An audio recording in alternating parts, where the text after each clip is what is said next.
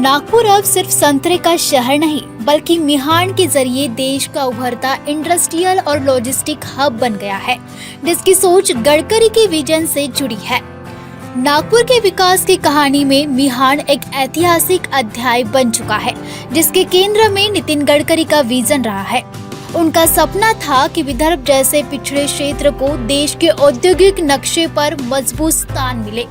2009 में शुरू हुए इस प्रोजेक्ट को असली गति 2014 के बाद मिली, जब गडकरी केंद्र सरकार में मंत्री बने। उन्होंने इसे न केवल पुनर्जीवित किया बल्कि देश विदेश के निवेशकों का भरोसा भी मजबूत किया। उनके प्रयासों से कई बड़ी कंपनियों ने यहाँ निवेश किया। गडकरी ने 50,000 नौकरियों का जो वादा किया था वह अब साकार होता दिख रहा है। 54,000 से अधिक रोजगार शुरू हो चुके हैं। आधुनिक एयरपोर्ट और इंटरनेशनल कार्गो हब जैसी सुविधाओं ने नागपुर को एक महत्वपूर्ण लॉजिस्टिक हब बना दिया है। यह परियोजना विकास और रोजगार का जीवंत उदाहरण है। मिहान प्रोजेक्ट के विजन, विकास और इसके प्रभाव को समझने के लिए आज हमारे साथ है बाल मुकुंद तिवारी, जो इस महत्वाकांक्षी परियोजना के विभिन्न पहलुओं पर विस्तार से प्रकाश डालेंगे। नमस्कार, मेरा नाम है नयन कालपांडे और आप देख रहे हैं लोकतंत्र मिरर। आज हम उस टॉपिक पे बात करेंगे जिसका सपना नितिन जी गडकरी ने बहुत सालों से देखा था। वो है मिहान सेक्टर।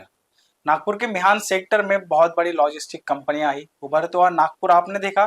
साथ ही मिहान सेक्टर में आने वाली कंपनी के बारे में भी आप आगे में जानेंगे। हमारे साथ ही उसी टॉपिक पे बात करने के लिए बाल मुकुंद तिवारी जी। नमस्ते सर। नमस्कार जी। लोकतंत्र मिरर में आपका स्वागत है सर। Thank you. सबसे पहला सवाल है सर आपसे कि मिहान ये जो प्रोजेक्ट नागपुर में आया, तो इसे आप किस तरीके से देखते हैं सर? नागपुर का मिहान प्रोजेक्ट नागपुर और इस क्षेत्र को उस पोजीशन में लेके जाएगा जिसकी कल्पना गडकरी जी ने आज के 20 साल पहले की थी। और जिस दिन ये फुल फ्लैश में होगा उस दिन नागपुर एक इंडिया के अच्छे टॉप सिटी में हमारी गणना होगी। और चूंकि यहाँ जो आने वाले जो अपकमिंग प्रोजेक्ट हैं, जिनकी काफ़ी कंपनियां भी आ चुकी हैं, कुछ ऑन द वे हैं और कुछ आने को हैं। बेसिकली जो ये जो प्रोजेक्ट का जो ऑब्जेक्ट था, logistic hub, IT hub and manufacturing hub के रूप में इसको डेवलप करने का पहले प्लानिंग थी और उसी के लिए ये प्रोजेक्ट लाया गया था। इस प्रोजेक्ट के बारे में थोड़ा सा बताना चाहूँ तो इसका टोटल एरिया लगभग 11,000 एकड़ का एरिया है। उस 11,000 के टोटल एरिया में से लगभग 3,000 एकड़ ये डिफेंस को दिया गया था, कि जिसके लिए मिहान कार्गो यहाँ पर आएंगे, कार्गो को यहाँ पर उतारा जाएगा और जो इंटरनेशनल फ्लाइट हैं उनको यहाँ पर उनका यहाँ से ट्रांसपोर्टेशन किया जाएगा, फ्यूल वगैरह का यहाँ लेंगे और जिससे कि हमारा इकोनॉमी डेवलप होगी, जनरेट होगी। दूसरा, यहाँ बड़े बड़े प्रोजेक्ट अभी आ चुके हैं और बाकी अभी आने को है। सबसे बड़ा उनका ये विजन रहा है कि नागपुर के बच्चों को, नागपुर के लोगों को यहीं पे नौकरियां मिले। उसके वजह से मिहान की स्थापना उन्होंने की। यहाँ पे बहुत सारी कंपनियां हैं। उसे किस तरह से देखते सर, कितना रोजगार उत्पन्न हुआ? एक्चुअल में ये जो ऑब्जेक्ट जो है, मेन ऑब्जेक्ट यही था कि यहाँ के जो बच्चे हैं, नागपुर में पढ़ने वाले बच्चे नागपुर में पढ़ें और यहाँ पर बड़ी बड़ी इंडस्ट्रीज यहाँ पर आए। अभी क्या हो रहा है, नागपुर के बच्चे, नागपुर के कॉलेजों से पढ़कर निकलने वाले बच्चे पूना, बॉम्बे या इंडिया के दूसरे शहरों में चले जाते हैं, बेंगलुरु जाते हैं, हैदराबाद जाते हैं, वहाँ चले जाते हैं।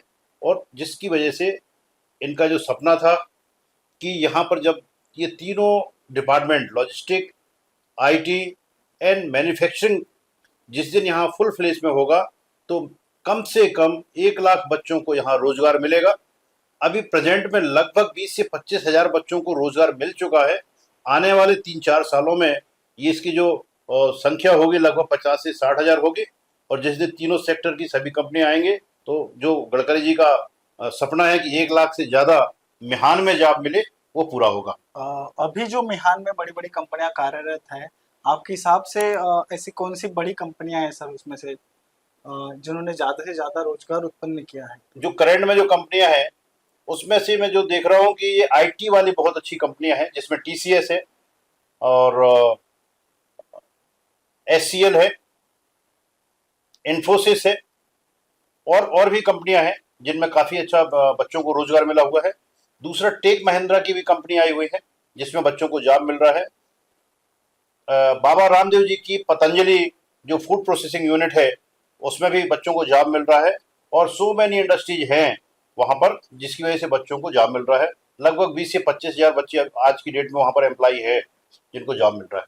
जैसे कि ये मिहान विकास का मॉडल नागपुर में पूरी तरह से अभी विकसित हो रहा है, यही मॉडल भारत के अन्य शहरों में लागू कर सकते हैं? यस यस, बिल्कुल कर सकते हैं। मैं थोड़ा सा यदि आपको इसमें ब्रीफ में लेके जाऊं, क्योंकि नागपुर एक ऑरेंज सिटी के नाम से जाना जाता था और अभी भी जाना जाता है ऑरेंज सिटी के लिए, लेकिन और इतना सब कुछ होने के बाद भी इस विदर्भा में आने कुछ साल पहले किसानों की जो कंडीशन थी, इंडिया में सबसे ज्यादा यहाँ पर किसान लोग अपने आप को सुसाइड कर ले रहे थे क्योंकि वो गरीब और रॉ मटेरियल को प्रोसेस नहीं कर पाते थे। तो गडकरी जी का जो ऑब्जेक्ट है कि विदर्भा और नागपुर को डेवलप करना, उसमें से मैं कुछ चीजें आपको बताना चाहूंगा।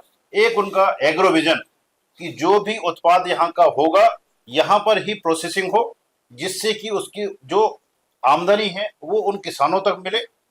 उससे ये हर साल ये मनाया जाता है एग्रो विजन।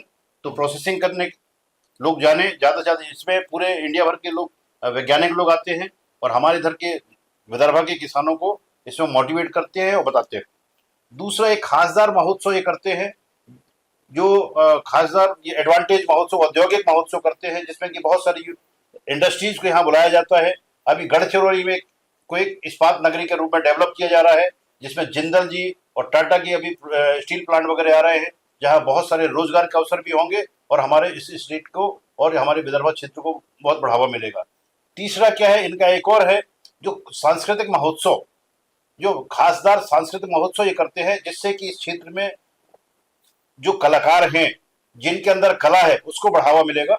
तो ये जो आप गडकरी जी का जो सपना है निश्चित तौर पे आने वाले समय में पूरी तरह होगा। ऐसे ही इसी टाइप का ऑब्जेक्ट बनाकर इंडिया के दूसरे कोने कोने में ऐसे करना चाहिए, तब जाके हमारा विकसित भारत का जो उद्देश्य है वो पूरा होगा। सर, मिहान को अभी लॉजिस्टिक हब बनाने की तैयारियां चल रही है सर, तो क्या लगता है सर आपको? यस, क्योंकि अभी सबसे बड़ा एडवांटेज है, हमने जो अभी समृद्धि एक्सप्रेस वे बनाया जो कि नागपुर से मुंबई जा रहा है, उसका ऑब्जेक्ट यही था कि यहाँ से लॉजिस्टिक जो हमारा जो गुड्स वगैरह है इस रोड से हमारा हम लेके जाएं, मुंबई तक लेके जाएं, जिसको एक्सपोर्ट कर सकें। लेकिन अभी वो फुलफिल नहीं हो पा रहा है। जब ये लॉजिस्टिक हब बनेगा, बहुत सारे यहाँ प्रोसेसिंग यूनिट भी लगेंगी, तो रॉ मटेरियल भी लगेगा, तो ये लॉजिस्टिक उसका तब जाके हमारा ऑब्जेक्ट फुलफिल हो पाएगा। अभी जो युवा नागपुर में पढ़ रहे हैं और नौकरी की तलाश में बाहर जा रहे हैं, काफी सारे लोगों को नागपुर में ही नौकरियां मिल रही है मिहान में। आने वाले समय में मिहान में बहुत सारी कंपनियां भी अभी आएगी, तो युवा इसे किस तरह से देखते हैं या फिर? यस, ये तो बहुत अच्छी अपॉर्चुनिटी है, क्योंकि जो जिस शहर में का होता है वहां पढ़ने के बाद यदि उसको उस शहर में एक अच्छी जॉब मिले जिसके लिए वो डिजर्व करता है, तो उसको बाहर जाने की जरूरत नहीं है। उससे दो डेवलपमेंट होंगे। सबसे पहले हमारे क्षेत्र के बच्चों को रोजगार यहाँ मिलेगा।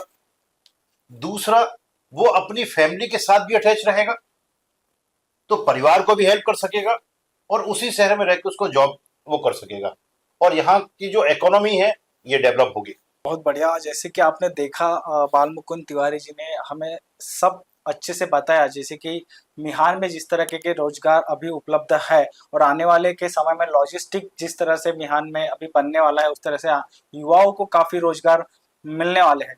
3 दशकों से ज्यादा का अनुभव है सर को, उन्होंने हमारे साथ बातचीत किया। लोकतंत्र मिरर के साथ बात करने के लिए बस बहुत बहुत धन्यवाद सर आपका। थैंक यू, आपका थैंक यू, विशेष थैंक्स लोकतंत्र मिरर और उनकी पूरी टीम को। मैं थोड़ा सा अपनी कंपनी के बारे में बताना चाहूँगा। मेरी एक कंपनी MP बिरला ग्रुप की, पहले इसको रिलायंस सीमेंट के नाम से जाना जाता था। अभी 2016 में रिलायंस ने इसको सेल किया, तो MP बिरला ने इसको उस समय टेक ओवर किया था। तब से ये RCCPL के नाम से जानी जाती है। हमारा जो बेसिक ऑब्जेक्ट है सीमेंट बनाना और उसको सेल करना, और हमारा ये प्लांट से बहुत अच्छा विदर्भा के डेवलपमेंट में जो गडकरी जी का जो सपना है कि नागपुर को ट्रांसफॉर्म करते हुए जो देख रहे हैं, जिसमें कि यहाँ पर बहुत सारे फ्लाईओवर बन रहे हैं, मेट्रो प्रोजेक्ट कंप्लीट हो रहे हैं, रोड वगैरह बन रहे हैं। हम अपने आप को सौभाग्यशाली मानते हैं कि उस प्रोजेक्ट में गडकरी जी के साथ में हम भी कंधे से कंधा मिलाकर चल रहे हैं। हम भी अपना सीमेंट, अच्छी क्वालिटी का सीमेंट बना के उनके प्रोजेक्ट को हम दे रहे हैं और हम नागपुर को, बढ़ते हुए नागपुर में हम भी अपनी तरफ से कंट्रीब्यूट कर रहे हैं। पिछले 8 सालों से जीरो एक्सीडेंट के लिए गवर्नमेंट ऑफ इंडिया द्वारा हर साल नेशनल सेफ्टी अवार्ड मिलता है। तो मैं ये सेफ्टी अवार्ड लेने जाता हूँ। महाराष्ट्र की 7 या 8 कंपनियां टोटल होती हैं, जिसमें एक कंपनी बुटीबोरी की ये कंपनी होती है RCCPL, जिसको नेशनल सेफ्टी अवार्ड दिल्ली से मिलता है। दूसरा महाराष्ट्र गवर्नमेंट द्वारा, महाराष्ट्र में मुंबई में जाके इसको सेफ्टी अवार्ड लेता हूँ। और पिछले लास्ट 3 साल से बेस्ट सीमेंट क्वालिटी का भी अवार्ड मैं ले रहा हूँ। अभी रिसेंटली मेरे को best leader of the year का भी अवार्ड मिला है। तो बहुत अच्छा हम यहाँ पर रह के काम कर रहे हैं। थैंक यू लोकतंत्र मिरर को। आगे भी जो भी कुछ अचीवमेंट होगा हम आपके साथ शेयर करते रहेंगे। इस वीडियो में इतना ही, लेकिन आप बने रहिएगा लोकतंत्र मिरर के साथ, क्योंकि आने वाले एपिसोड में हम बात करेंगे नागपुर की रफ्तार यानी नागपुर मेट्रो की। मिहान मिशन ने नागपुर को विकास, रोजगार और ग्लोबल पहचान की नई दिशा दी है। केंद्रीय मंत्री नितिन गडकरी के विजन ने ऑरेंज सिटी को भविष्य के बड़े आर्थिक हब में बदलने की मजबूत नींव रखी है। अगले एपिसोड में जानेंगे गडकरी जी के पसंदीदा स्वाद और नागपुर के खास खाने की दिलचस्प कहानी।